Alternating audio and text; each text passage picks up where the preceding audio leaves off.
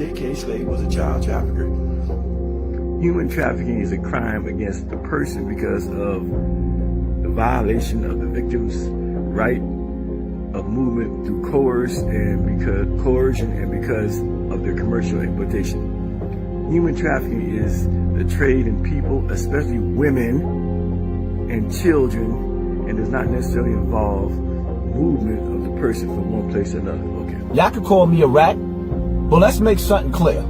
If I was a rat, Bam and Ahmed would already be in jail, and they know that.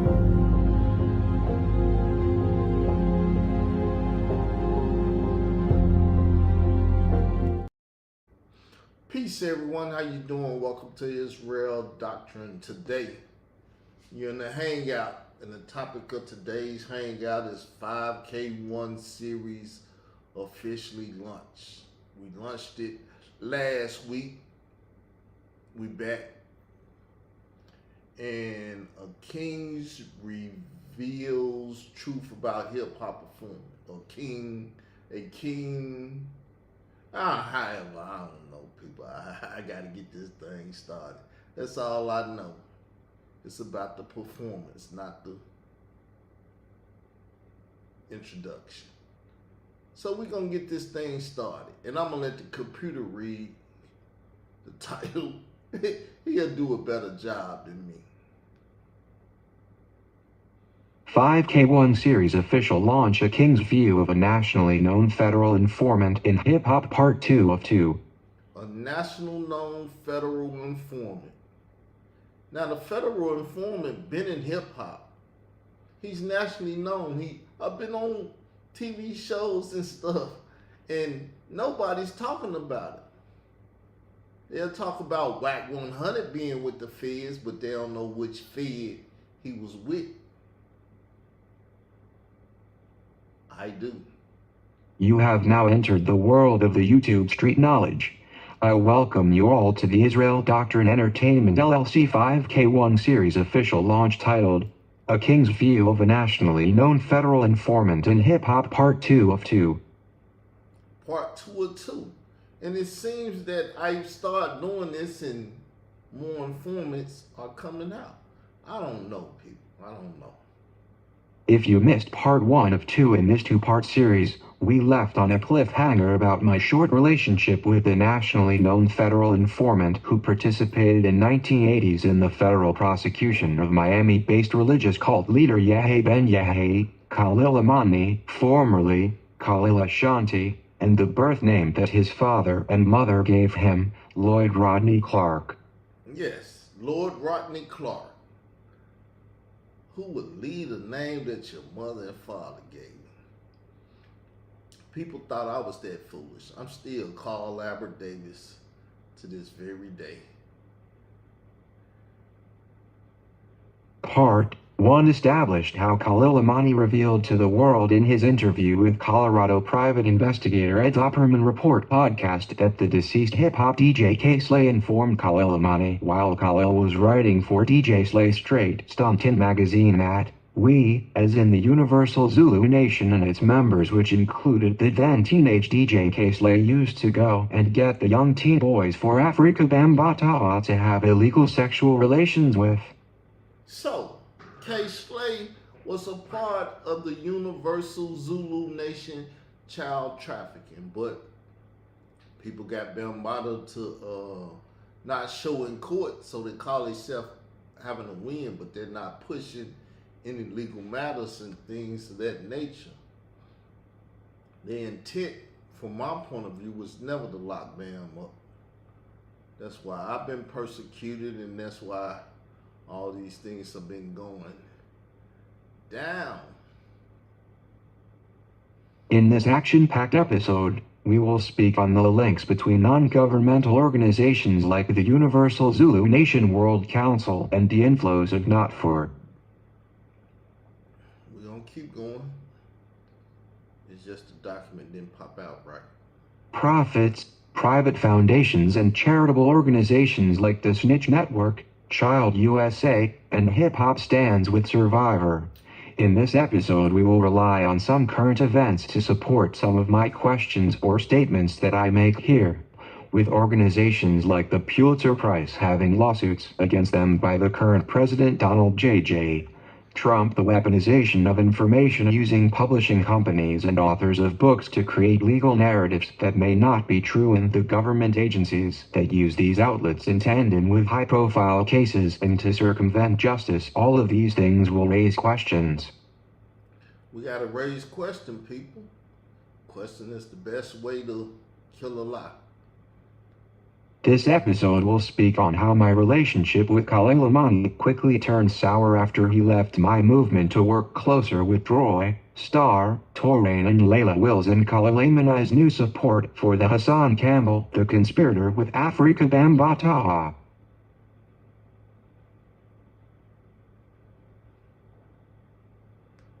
I want to speak about the 5K1 recipients in hip-hop crossing up content with Hassan Poppy Campbell and Khalil Imani's affiliate like hip-hop manager Wack 100 and Takashi 69. Takashi 69.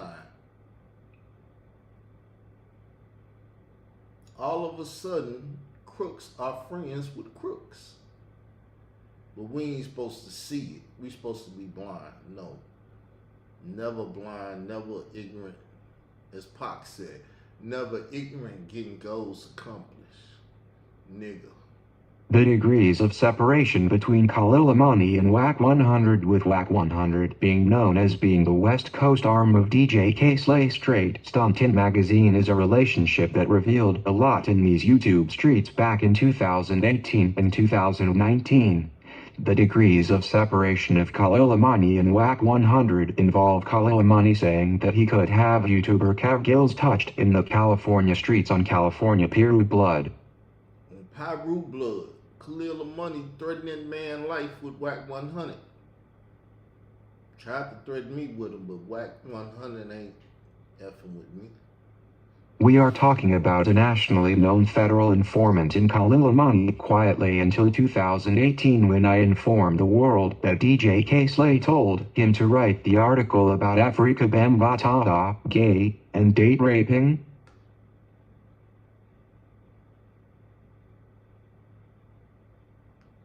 A known informant was working with a legendary New York DJ K-Slay, who promoted an organization called Kill All Rats with the claims that he would never support snitching or cooperation with law enforcement under any circumstance. The Street Sweepers Entertainment founder hired an informant who took down Yahya Ben Yahya to write for his magazine, and Wack 100, being the West Coast arm, was used later by Khalil Imani to threaten YouTube content creators. So DJ K-Slay, Mr. Kill All Rats, Mr. New York City, was working with a federal informant. How many people locked up in New York, state, county, or whatever got locked up because of K-Slay informing or relationship with the informant? Does that not give anybody in hip-hop watching this episode, and who has even an inch of common sense or who is a critical thinker, to question, is the counterintelligence of this operation of the United States government on YouTube and the 5K1 recipients playing a much larger role in hip-hop? I would have probably never imagined these things without seeing it personally and being stalked online by a nationally known federal informant in the custody of the United States Marshal Service.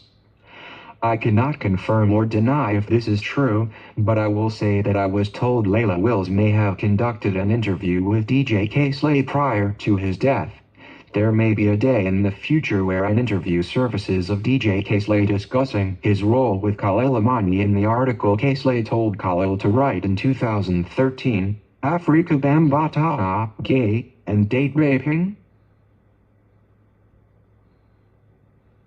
With how serious and even deadly the actions of Hassan Campbell has been online since 2016, I had to begin speaking about various federal agencies and how the American Associated Press was breached, with journalists and authors and news media like Lacey Evers and writers like Canada's Dave Wedge being used when Ronald Savage and Hassan Campbell hit the Associated Press in 2016 to breach what happened in 2013. Yes, Dave Wedge know that 2013 is the year that Khalil Imani started, when K-Slay told him.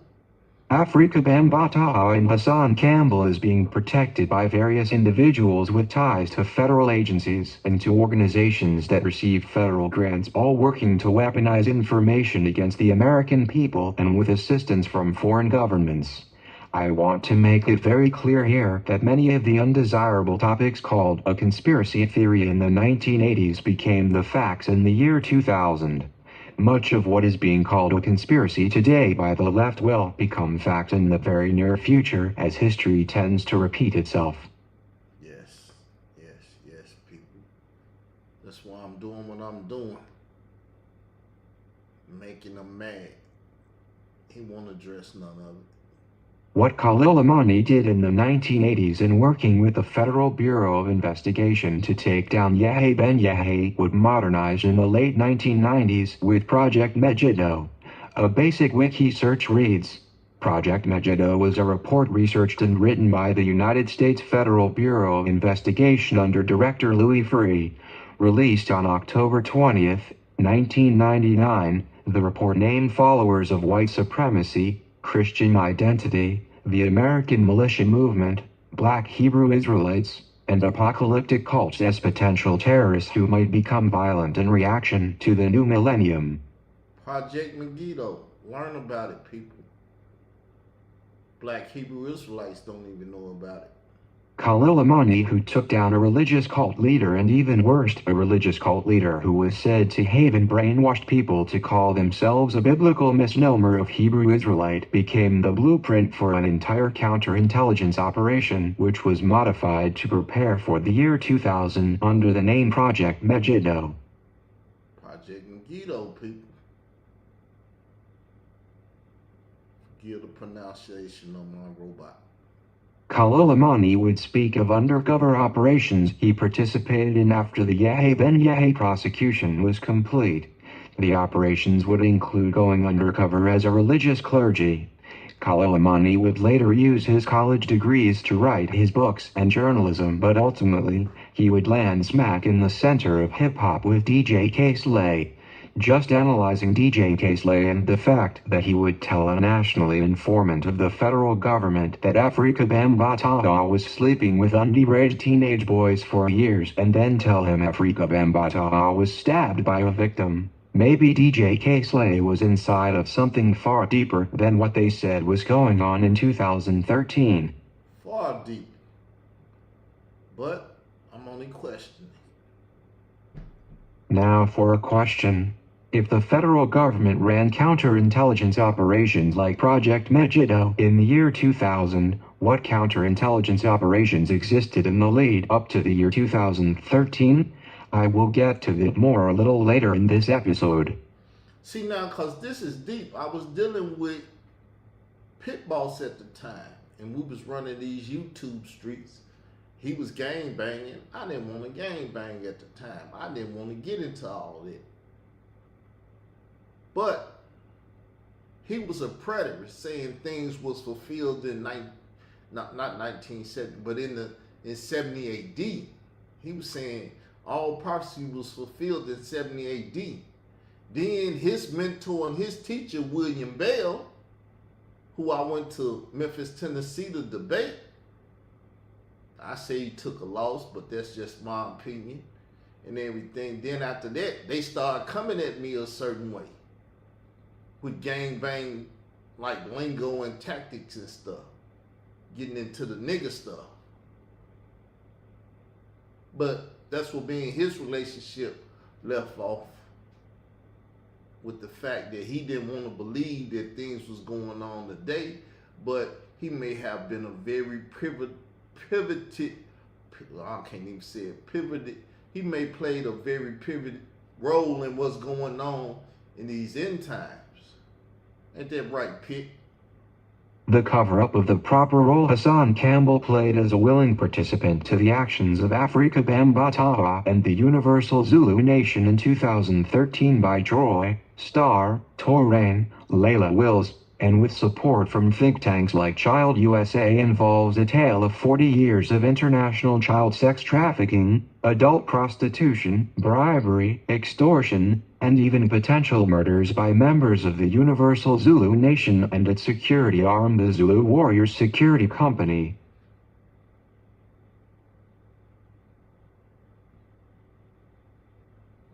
At the close of part one of this series, I spoke on my call to the Federal Bureau of Investigation about Hassan "Poppy" Campbell. While I was doing a show on YouTube in 2018, I made the call following repeated online death threats in my chat and for videos made by Hassan Campbell threatening to kill people who was making videos questioning his advocacy for victims online.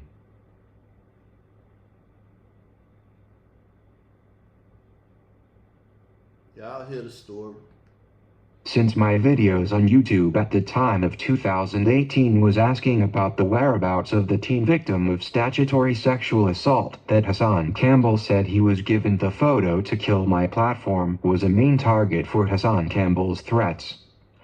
I called the FBI on Hassan "Poppy" Campbell to inform them of active death threats I was receiving, along with death threats made against my chat room moderators and other people who frequented my platform at that time, like Doggy Diamonds TV and Frank Gehry of Sonnetter TV. After Bam got out of the hospital to figure out what really happened, and he gave me the picture of a light-skinned Puerto Rican little boy that looked just like me as a kid. And he gave me that picture because I was going to be the one who killed that boy for Africa Bambaataa. Hey, what can I say? His voice, his statement.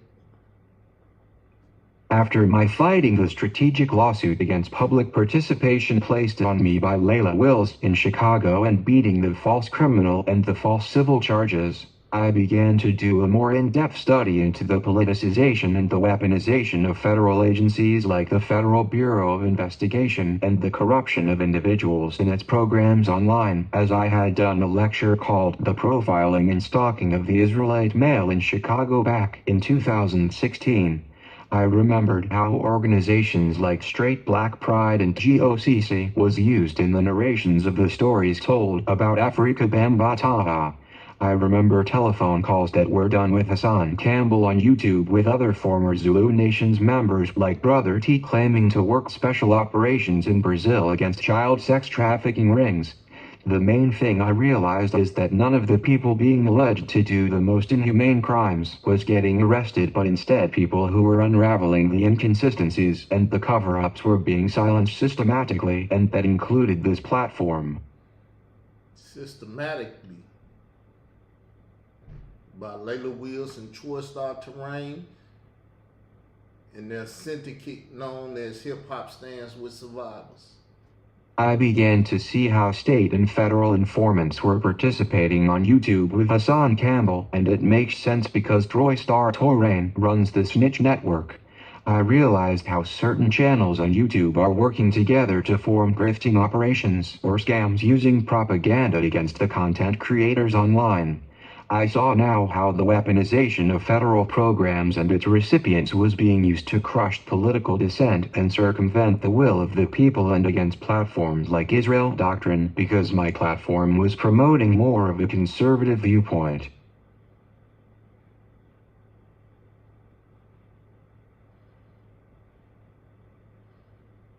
With the recent grand jury indictment of the former director of the FBI and the ongoing federal investigations tied to the weaponization of government against the current president of the United States, as I continue to tell my story of Israel Doctrine and Khalil Amani, who is a nationally known career informant in hip-hop, we will discuss how Khalil Amani informing on Yahya Ben Yahya historically evolved into a new counterintelligence operation online on YouTube and then politicized and weaponized and carried out in these YouTube streets.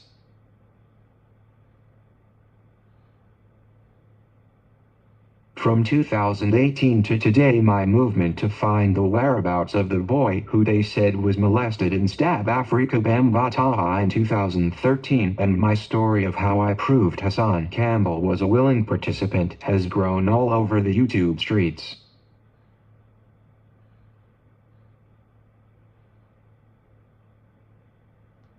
I have done interviews on platforms about this from Hip Hop News Uncensored, Ed Opperman, Tommy Sotomayor, Sonnetter TV, Battle Truth 1 UF, recently on Harlem The Beat 139 and more than I can remember over the last 7 years. Khalil Amani makes claims that I have not gone mainstream with my story, but that in itself proves that Khalil Amani is attempting to counter everyone's intelligence, with the reason being, if he is so famous being nationally known as a federal informant and cyber-stalking my platforms for years making videos, then I must be famous. Must be famous. But he's nobody, so I don't go nowhere. I once had Canada-based journalist Dave Wedge call into my show on my wrongfully terminated Israel Doctrine Reloaded channel. Dave Wedge would speak to me on my show on YouTube about his Canada Noisy Vice magazine article with Ronald Savage, Khalil Amani, and Hassan Campbell about the boy who stabbed Afrika Bambataha. Dave Wedge himself said at that time that he had very similar questions to mine. He had very similar questions, but he never asked these questions. They didn't shut that European up. My movement of what happened to that boy is being met with a resistance by those people online working with Khalil Amani trying to accomplish what Hassan Poppy Campbell did, which was to a big social influencer online. People like Khalil Amani want them on the grift, or in more simple terms, to scam people. Grift. Very political term. Look it up. Learn about it. Grifting. Hassan Campbell was never a mere victim of Afrika Bambataha, and my movement was showing that Hassan Campbell was willing participant, even willing to conspire with the Zulu warriors to kill victims for Afrika Bambataha so that their stories would not get out to the public in the real streets or in these YouTube streets.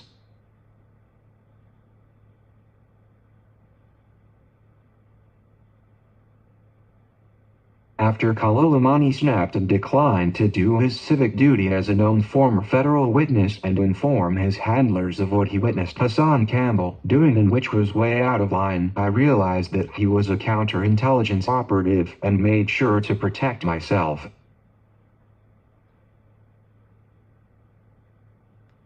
My call to the Federal Bureau of Investigation was also done at that time, following Star Troy Torrain making videos making the claims that he knew the actual identity of the underage teenage boy who stabbed Afrika Bambataha and his manager Ahmed Henderson back in 2013. At that time, I was tired of playing online games with the death threats on me and my chat moderators and affiliate, and that is another reason I made the call. I also made a second call to the agents that was sent to Hassan Campbell's home after he threatened to sexually assault the children of Kevin Gills. It is important that I inform you all that I called the FBI agents that was dispatched to Hassan Campbell's home because the numbers was posted by Frank Gehry of Sonnetter TV in an interview he did after they came to the home of Hassan following a call made by what was claimed to be the mother of children of Kevin Gills. Yes, Sonnetter had the same card as Hassan Campbell when he was fighting with Hassan Campbell, showing that they was in bed together. The video made by Star Troy Torrain claiming he knew the identity of the teen who stabbed Afrika Bambataha was a major pivot in these YouTube streets. The pivot was that the show done by Star on YouTube would involve call-ins to the show, and the call-ins include Kevin Gills, who is named as a co-defendant in the false civil and criminal charges placed on me by Layla Wills. During the show, Star would allow Kevin Gillespie and another former affiliate of mine who recently attacked my platform running interference for Khalil Amani and his paid online mercenaries. The YouTuber under the screen name of the Unseen Soldier called into the show that Star did about if he should release the name of boy who stabbed Afrika Bambataha. Yep, handful of people called in. Nobody ever witnessed a call to the Federal Bureau of Investigation on a content creator for all to see online, and since I was not attempting to be a confidential source, I did it to save lives. I now know from the private calls we had that Khalil Amani, who was about to sever ties with my movement in 2018, was going to attack me and then try to destroy my platforms to cover all of this up. I spoke about some of this recently on an episode of my other new series titled Murder Doctrine, about how Khalil Amani in 2018 was scaring Layla Wills or trying to place fear in her by making claims that her and Hassan Campbell were aligning themselves in their activities into a racketeering influence corrupt organization. Yeah, same thing P. Diddy was being charged with. My call to the Federal Bureau of Investigation on Hassan Campbell, coupled together with videos being made by Khalil Amani against Layla Wills, and then my discussing the death of TC Islam, was all what I think made Layla Wills decide and lie to the courts and then go so far as to lie to the Chicago Police Department and have me arrested on false charges of aggravating a civil stalking no contact order. Which was a false order. I want everyone who hears this to get this clear. The false against me and Kevin Gillespie done by Layla Wills started with a false civil no-contact order issued by the court by default that I was served by the judge in the open court at the arraignment. The civil stalking no-contact order was not only improperly served by Layla Wills, but it was also false in its entirety, as the affidavit she swore to in order to get the order at no point spoke of me stalking her, but instead was an attempt to get discovery of my emails made to O God of Hip Hop News Uncensored and others involving her documentary on Afrika Bambaataa and the death of TC Islam. That's what it's all about.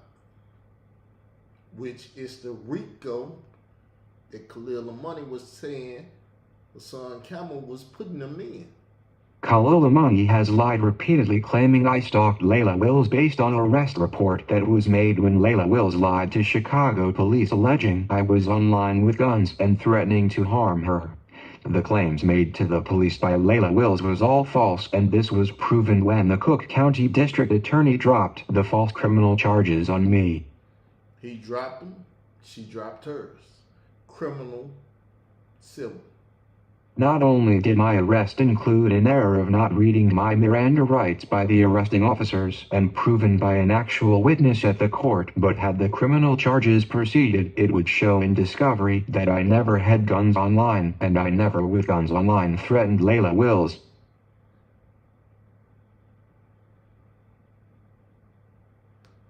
Khalil Amani again tries to counter everyone intelligence watching his slanderous videos on me, but anyone with even an inkling of knowledge knows that once my criminal charges were dropped by the district attorney, that Layla Wills, who had the civil order for stalking no contact, in fact breached the City of Chicago false statements ordinances, and then she volunteered to drop her civil case.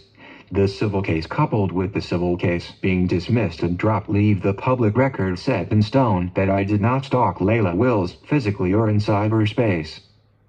So stop lying, Lord Rodney Clark.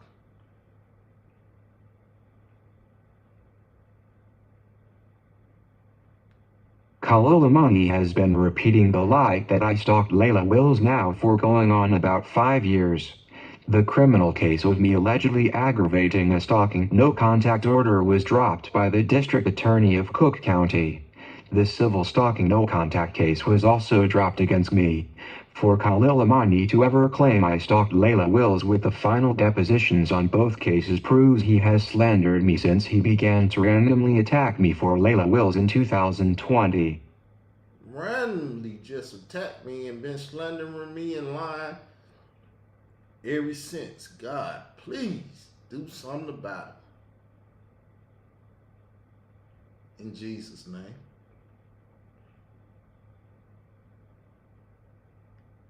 I want to make it clear that before I ever began to speak on Khalil Amani as a negative person in the YouTube streets, it is him that attacked me and even further made statements involving my deceased mother in a very similar fashion to what I fell out with Hassan Poppy Campbell over.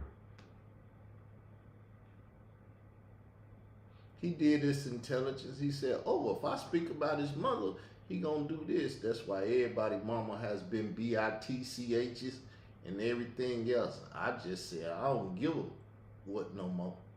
Khalil Amani in 2019 around 2020 would split from my movement and begin attacking me in videos in 2020. He would even go so far as to claim that he knew people in Chicago who knew my deceased mother and who he was going to use to slander. Me nor my mother have had friends, cause my attitude, I get it from my mama. Khalil Amani would speak over the home left to me in my parents' will and all other foul and disrespectful slander and lies about me and my platform. They love to attack this platform when I ain't even thinking that your shows is weak. I now in the year 2025 have a nationally known federal informant who I sought out to interview about his article he published in 2013 on the godfather of hip-hop being a child sex trafficker and getting stabbed, and who would go from writing articles that me and my movement saved the narrative and how I am a gatekeeper for investigative journalism and all things Afrika Bambaataa, now attacking me and my deceased mother and slandering me all over the internet.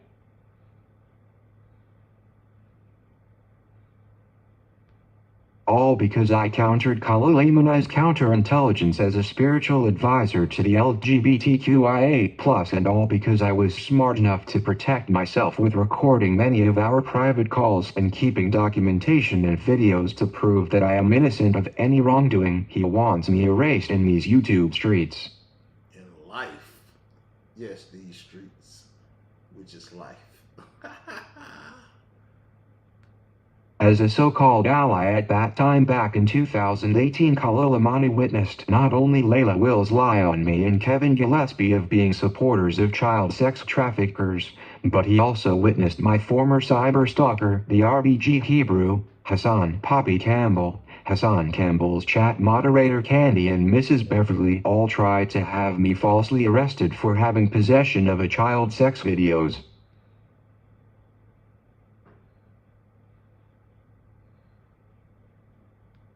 Khalil Amani would expose back around 2020 that RBG Hebrew Hassan Campbell and his supporters formulated a plot to have me arrested in Arkansas, and based on a video that was said to have been leaked out of a Federal Bureau of Investigation closed case and shared in Facebook inboxes.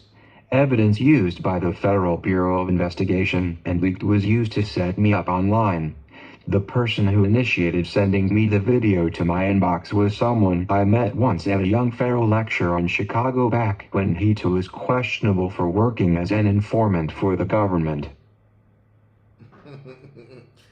Wrong place at the wrong time is what they call this stuff. Yes. People, this 5K1 series part 2 of 2 gets really deep because it involves a group of individuals working together in concert with Hassan Campbell and with assistance from a nationally known federal informant to criminalize anyone who has information that could convict Hassan Poppy Campbell of cybercrime and domestic terrorism or Afrika Bambaataa for sex crimes involving minors and adults.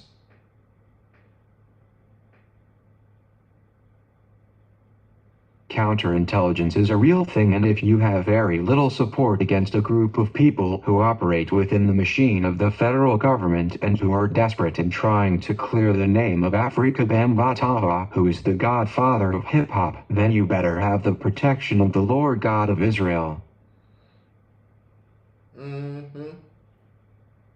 If not, you be dead. I be stinking right now. Khalil Amani would make his grand exit from supporting me and my movement back around 2019 by fully joining forces with Layla Wills, star Troy Torain, and later claiming he made peace with Hassan Campbell.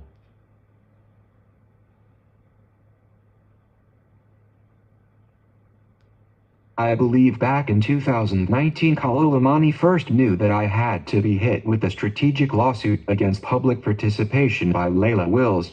In the middle of that, Khalil Amani would speak to me and tell me he was going to go over with them in a private call.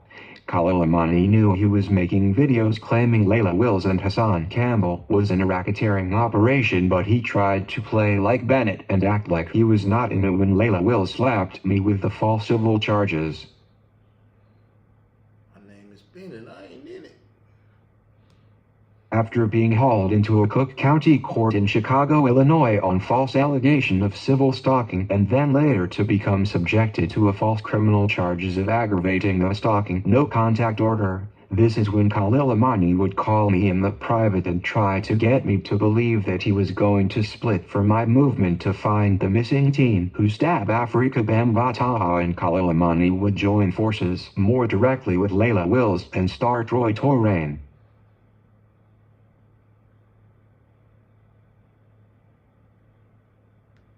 In the private call we had before the split, Khalil Amani would claim that he was going to gather evidence, or what he claimed would be the intelligence, to have Hassan Poppy Campbell and Afrika Bambaataa and the Zulu Nation prosecuted for their sex crimes and other criminal activity.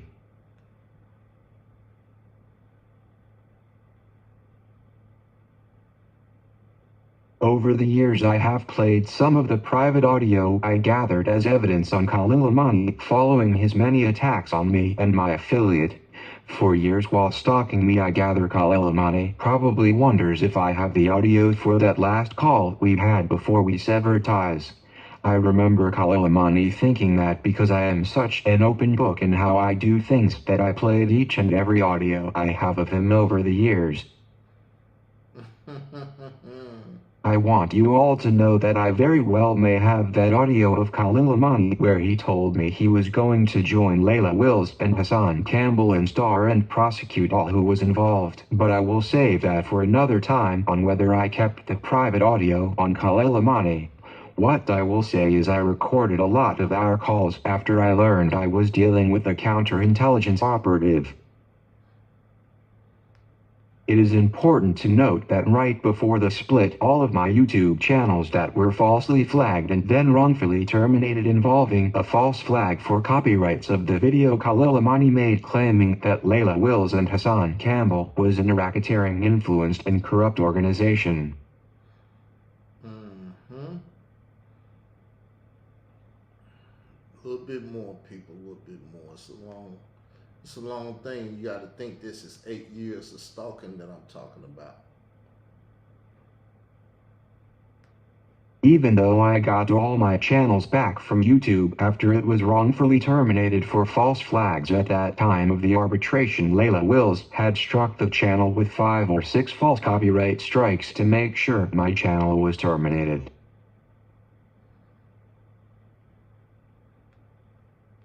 It's 8 years of stuff, people. And I had a stroke, so it got to be in my memoirs. The Layla Wills racketeering video Khalil Amani made that I reposted was one of videos false flagged for copyright strikes, and this is why I was wise to keep a thorough and accurate record of everything that was taking place at that time. By the year 2020, Khalil Amani had officially decided to go over fully to the side of star Troy Torrain, Layla Wills and Hassan Campbell. No more were the days where Khalil Amani would write articles praising me and my platform for correcting star Troy Torrain on who broke the Afrika Bambaataa story. No more were the days where me and my movement would have to fight of swarms of online attackers for affiliating myself and my platform with a nationally known federal informant in hip-hop. I would now see my instincts to pay attention to Khalil Amani and to protect myself was well within merit, as he would suddenly flip from my acquaintance to my arch-nemesis online, and that he would begin stalking me after he first began to attack me and my platform and all of my affiliates suddenly out of nowhere. As I continued to defend myself against the strategic lawsuit for public participation placed on me by Layla Wills, and as a result of having to travel from Arkansas to the state of Illinois, I decided to stay at one of my sister's homes in the city of Chicago to avoid the back and forth travel. At the time, the 2020 global pandemic was just starting to be spoken of on the news, and I became extremely ill with flu-like symptoms while staying at my sister's house. And this is when Khalil Amani decided to start making videos online attacking me randomly out of nowhere. Yeah, I believe I had COVID. Though I was making YouTube videos at the time, I was too ill to get into a war of words with Khalil Amani and decided to simply address him by asking him to leave me alone and go about his business. As I said at that time, he had just left my movement after we spoke private, and at no point had we agreed to go back and forth at each other. I made it a point now that I could see Khalil Amani was taking an adversary approach to our separation to inform him that I had audio of our private calls and it'd be best that he just leave me alone. Just leave me alone, man. I got our calls. Little did I know that these random attacks from Khalil Amani and him realizing that I had actual audio and some video recordings of our private phone conversations, that he would turn that into 6 going on 7 years of him stalking me, my platform, my affiliate, and even my guest that I would have on my platform. Everybody named Mama. He attacking them all. Khalil Amani first began to call himself having a beef with me by making slanderous videos about me and the ongoing case with Layla Wills. I think Khalil Amani believed that if he could get me upset, I would then release all the audio of the private calls I had on him. I informed him then, like I would inform him now, and that is, there is no man or entity that controls my movement, and that what I have in my possession, I decide when I release it. When I release it, no man can make me release it. You can send me some of that Vegas money, though, I might release it. I might just take that money. Khalil Amani, after the first set of his attacks, would later go as far as working with star Troy Torain to try and dispel the incident that occurred in 2013 by alleging that what was reported as an underage teen was now a grown man, and that at the time of the alleged statutory sexual assault by Afrika Bambaataa, the teen was actually a grown man and in a love affair fighting against Hassan Poppy Campbell over Afrika Bambaataa. Khalil brought his name out. Giovanni. He brought his name Khalil out. would go so far as post my mugshot of when I was wrongfully arrested by Chicago police after Layla Wills made false statements, and to make slanderous videos claiming that I stalked Layla Wills and deserved to be arrested. What are you gonna deserve? Just that fast, the man who spent almost 2 years praising me was now literally slandering me, tied to me almost losing my life in a county correctional facility on false charges while he made videos online slandering me. The constant slander and attacks would carry on, like I said, to the point where my deceased mother was being used by Khalil Amani in videos to make false claims ranging from lies that I was a stalker to lies that I left Chicago and my mother made me move to Arkansas due to me contracting and spreading sexually transmitted diseases.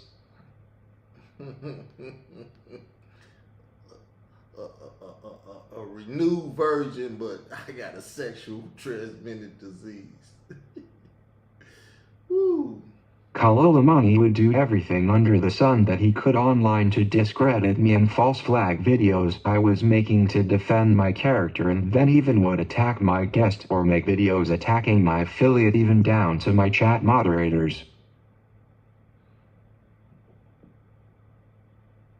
The climax of all of the attacks, after I had the false criminal charges placed on me by Layla Wills dismissed, after she dropped her false civil case against me, knowing that the criminal case dismissal was sure to lead to a counterclaim of breaches of City of Chicago false statements ordinances, I filed a complaint for cybercrimes against Layla Wills for false flagging my videos. Oh yeah, I went to the police department. I put that video up too. Hey man, this woman trying to destroy my business. She trying to hurt my money. To the point where I started working, had a stroke, and it literally did hurt my money because I can't go and do no physical labor. I made police reports against Khalil Amani, and then I made it my business to have each and every fact typed out of what was being done to me and my businesses online in the cyber terrorism of Hassan Poppy Campbell and all his affiliates, including now Khalil Amani and even Fox 5 News Lacey Evers, and I forwarded a complaint to various state and federal agencies.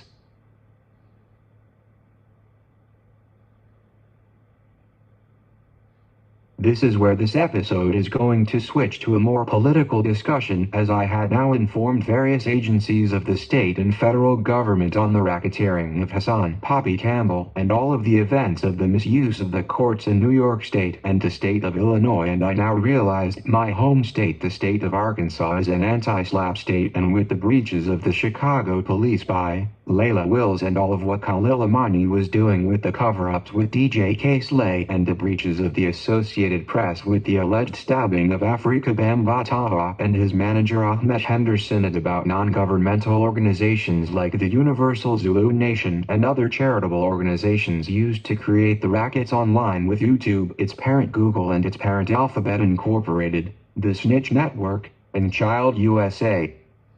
Go do some history on Child USA. Marcy Hamilton. How y'all doing? Everything I put into my criminal complaint sent to all the state and federal agencies about what would happen if they failed to act and to prosecute Hassan Poppy Campbell and his affiliates is now prophecy as it relates to what was in the paperwork I sent all over the country, as it involved my claims against Google AdSense and Google Plus for what was done to my channels when wrongfully terminated, and what happened after my Israel Doctrine Reloaded channel was wrongfully terminated by YouTube.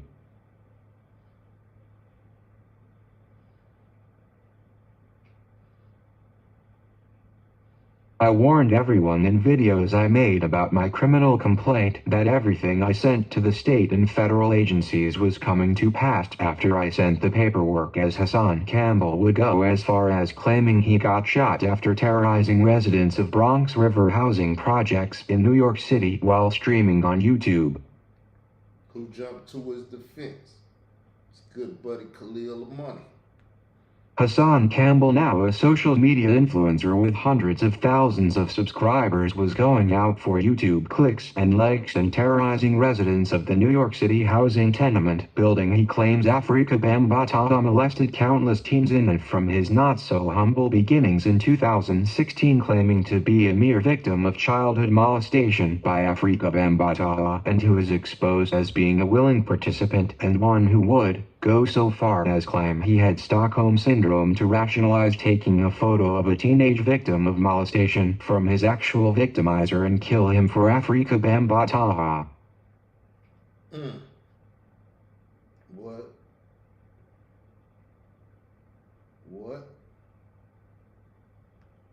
The politicization and weaponization of the social media platforms against people like myself who have conservative or Bible-based viewpoints, and what I wrote to the agencies about the rackets of Hassan Campbell and the online grifting he has done with cover-ups of his affiliates who are journalists like Layla Wills, and with charitable organizations like Hip Hop Stands with Survivors, the Snitch Network ran by Star Troy Torrain, Child USA, and with federal informants like Khalil Amani. All is coming to pass as I explained in the last episode about the on September 25, 2025, a federal grand jury indictment of the former director of the Federal Bureau of Investigation James B. Comey.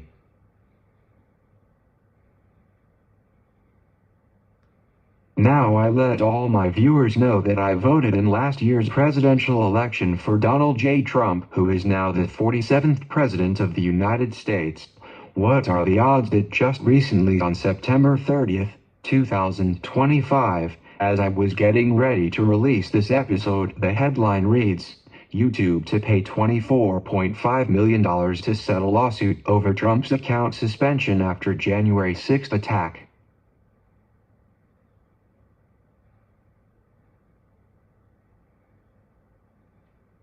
I intend to get full restitution for my wrongfully terminated Israel Doctrine Reloaded channel, and I will be seeking back all of the lost wages as I informed Google of the injuries.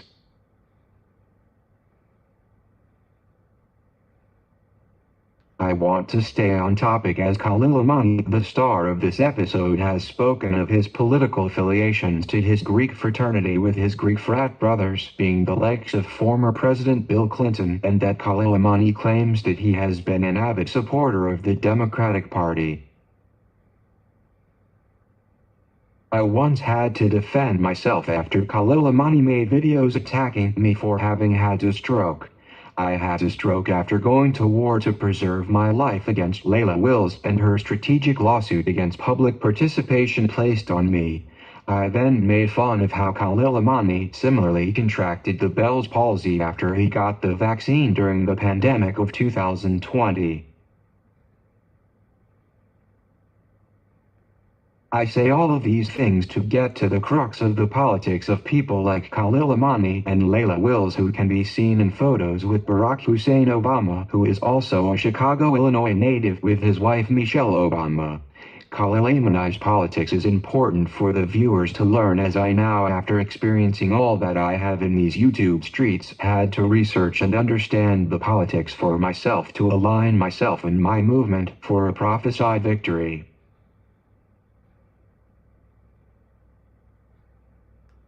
Khalil Amani, who took down a cult leader in Yahya Ben Yahya and who went into a life as a career informant as a recipient of the Federal Witness Protection Program, working for the FBI as an undercover, and who used his government assistance to become a writer for magazines and a medical practitioner for Kaiser Labs, and who has a Greek frat affiliation to the former president, is trapped in a culture on the wrong side of history.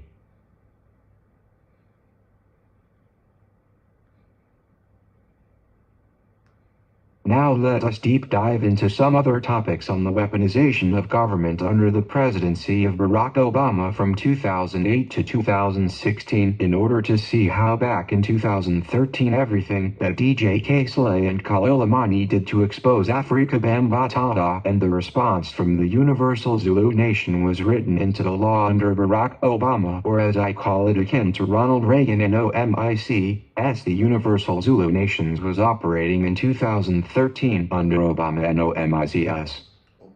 How many of you all know that it is Barack Obama who made it law for propaganda to be exploited by the United States government against the American people in 2013? Well, if you all did not know, Barack Obama made it legal for the federal government to use propaganda against us all under the Smith-Mundt Act. Did y'all know that? Here is some history on the U.S. Information and Educational Exchange Act of 1948, popularly called the Smith-Mundt Act, was first introduced by Congressman Carl E. Mundt in January 1945 in the 79th Congress. It was subsequently passed by the 80th Congress and signed into law by President Harry S. Truman on January 27, 1948. Smith-Mundt Act, y'all.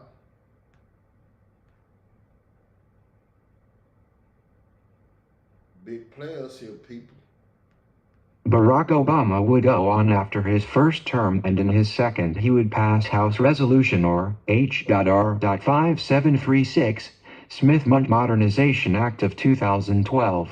The law, which was rewritten in 2012 and approved by Congress, went into law on January 2, 2013, and it is on April 1, 2013 when DJ K-Slay was calling Khalil Amani to publish the article, Afrika Bambaataa, Gay and Date Raping, about an alleged sexual assault of a teenage boy in a New Rochelle apartment in New York City, where the teen was said to have stabbed Afrika Bambaataa and his manager Ahmed Henderson. The Smith-Mundt Modernization Act under the Barack Obama administration modernized the Act of 1948 to allow for propaganda to be used against the people of the United States of America. A 2013 article in the publication The Cable reads, U.S. repeals propaganda ban, spreads government-made news to Americans. The article from 2013 further reads, for decades, a so-called anti-propaganda law prevented the U.S. government's mammoth broadcasting arm from delivering programming to American audiences. But on July 2nd, that came silently to an end with the implementation of a new reform passed in January. In January, April, the Zulu Nation was using. The article just presented shows that in January of 2013, the law was active, and by April, it would be used even if unknowingly by Universal Zulu Nation to complement the article that Khalil Imani wrote at the behest of DJ K-Slay about Afrika Bambaataa being gay and date raping a teenage boy and getting stabbed, and how his manager, who was also in the apartment, was also stabbed when he came in the room to break up the commotion.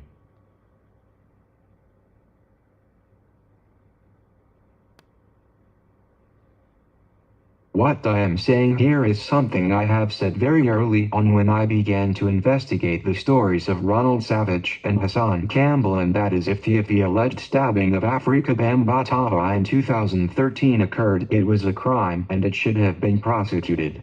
If the stabbing incident did not occur, then it was still a crime, as Hassan Campbell was a part of it by his own admission on his Queen's Flip episode 29 interview.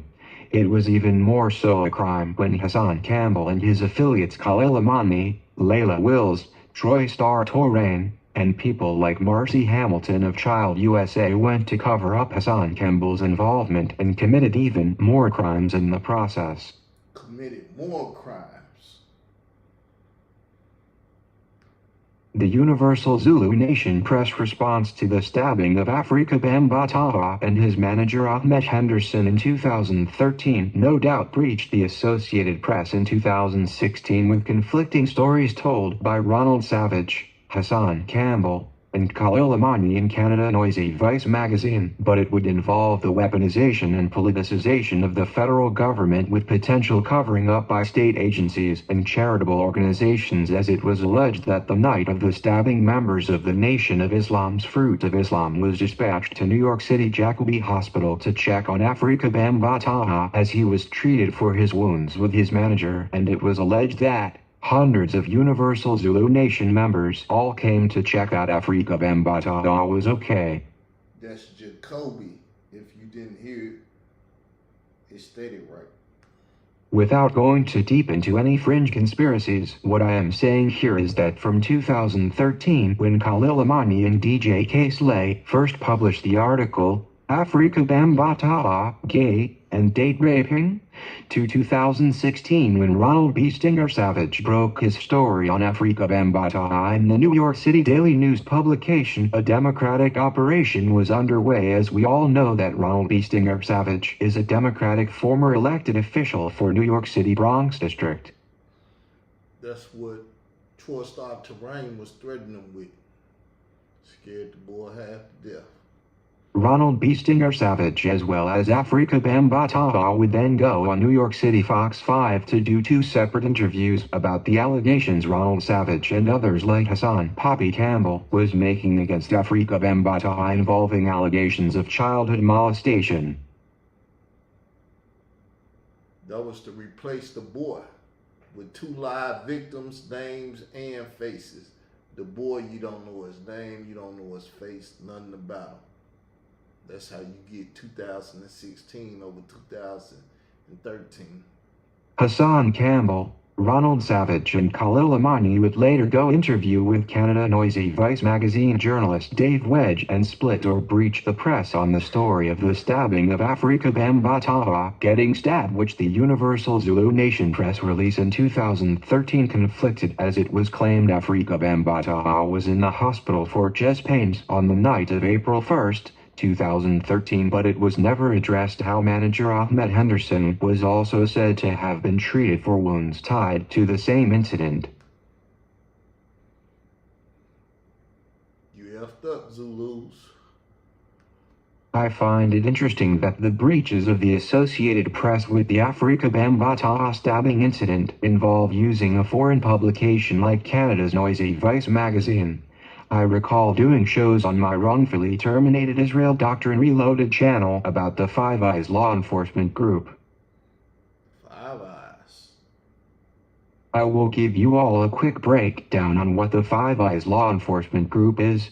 The Five Eyes is an Anglosphere intelligence alliance comprising Australia, Canada, New Zealand, the United Kingdom, and the United States. Make no mistake, this is way bigger than the Yahey Ben Yahey Miami cult story could ever be. Could ever be. Meaning, I'm greater. Afrika Bambaataa was alleged to have molested underage teens in 4 countries now, including allegations of his sexual abuse of minors in the United States, Brazil, the United Kingdom, and recently I think I saw Hassan Campbell playing audio of a man from France alleging that he too was a victim as a minor of Afrika Bambaataa when he toured to France. All this stuff in all these states, but nobody can prosecute them. They get them not to show up in court, lose the case, and don't push forward with prosecution.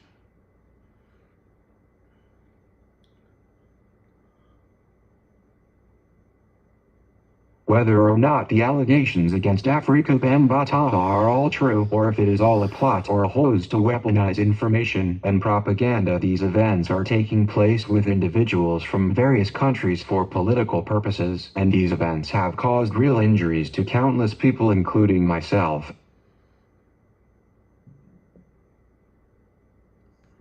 The actions of Khalil Amani to join with the enemy and bring no justice to the situation has been criminal in that it involves the potential of failing to prosecute the racketeering, sex trafficking, money laundering, tax evasion, murder for hire, extortion, and other crimes on various continents of the Universal Zulu Nation, and this includes Hassan Campbell.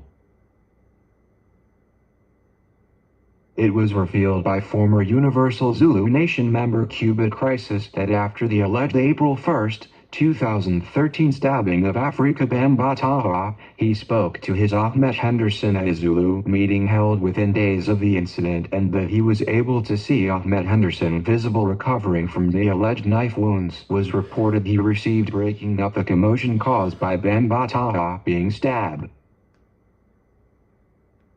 What does all these things mean for the past, present, and the future of hip-hop and the YouTube streets?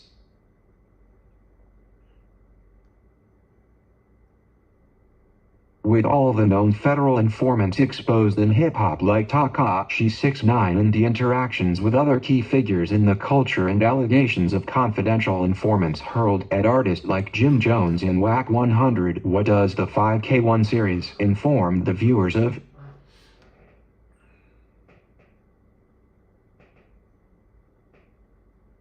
Will there be justice brought against Hassan Campbell and the Universal Zulu Nation? Will this saga end with only a trail of tears and more of the same projection, confessing, and gaslighting? I will wind this series down with a few current events that is sure to align with what is coming in the near future for people who participate for monetary gain with certain gangs and with Masonic and Greek fraternities and sorority affiliations with federal government inside of the Democratic Party persuasion, and who make war against conservatives' voices online. The May 29, 2025 Hill publication news headline reads, Trump hails ruling allowing case against Pulitzer Board to proceed. President Trump on Wednesday celebrated a ruling from a judge allowing his lawsuit against the Pulitzer Board to proceed. In a decision Wednesday, a Florida judge ruled Trump's defamation lawsuit against the body, which awards the annual Pulitzer Prize recognizing the year's best journalism, can proceed. Trump filed the defamation lawsuit against the Pulitzer Board, the group that decides who wins Pulitzer Prizes, after it bestowed a joint award in 2018 to the New York Times and the Washington Post for their reporting on alleged Russian interference in Trump's first election.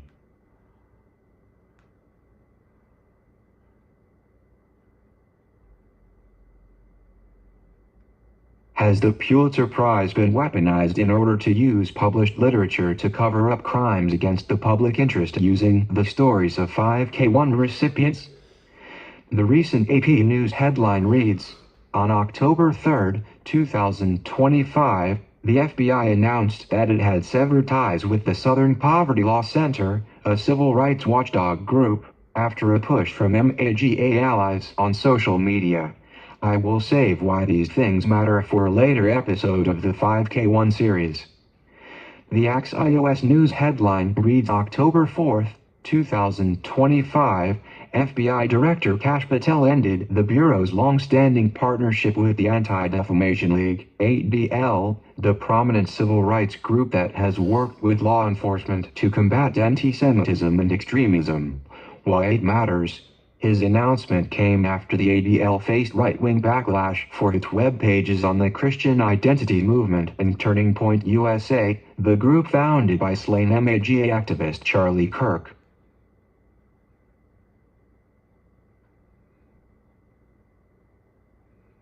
Now if you all are entertained, are you not entertained?